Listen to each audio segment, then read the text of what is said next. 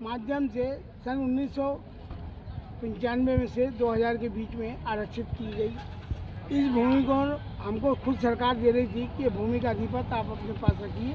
तो हमने बोला ये भूमि को हमको केवल मेले के लिए चाहिए। हम इसके पहले मेले लगाते थे 91 से। तो ये ज़मीन प्राइवेट लैंड थी, तो ये लैंड को न जब तक 5-6 साल लगा दिए ज़मीन वालों ने जो भी शुल्क लेके, पर बाद में बोलने लगे बाबा जी हम मेला नहीं लगा देंगे, आप अपनी व्यवस्था करिए।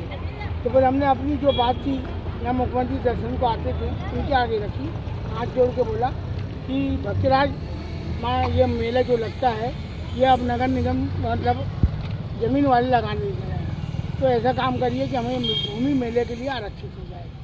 तो उन्हें कलेक्टर संतोष कुमार वशिष्ठ थे, माजी कमिश्नर थे, महापौर अनिमा भैया जी थी और तनवन सिंह मंत्री थे, इन सबको यहाँ बुला के मीटिंग करी।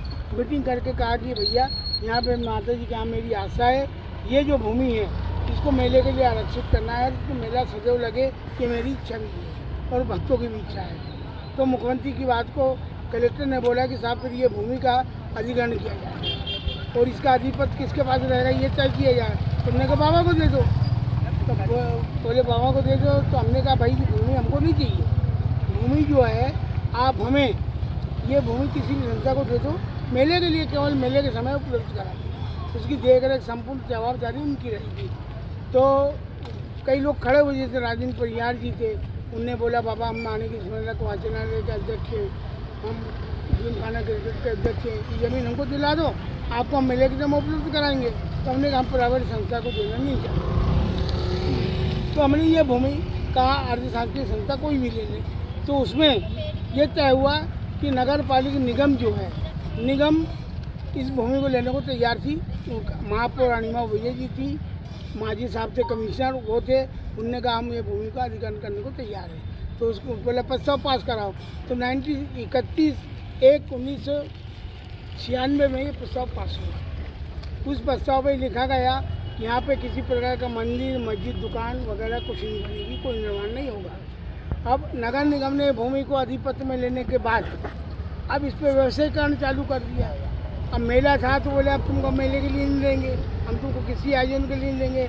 यहाँ तक कि उन्होंने मंदिर के आगे तक की कार पार्किंग भी लगा दी मेले के टाइम में।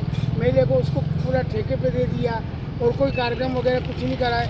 जबकि खंडवा शहर इस बात का गवाह है, बच्चा गवाह है कि बाबा गंगाराम ने 36 साल इस जगह पे मेले लगाया और मेले का शुल्क जो भी निगम ने मांगा वो जमा कराया।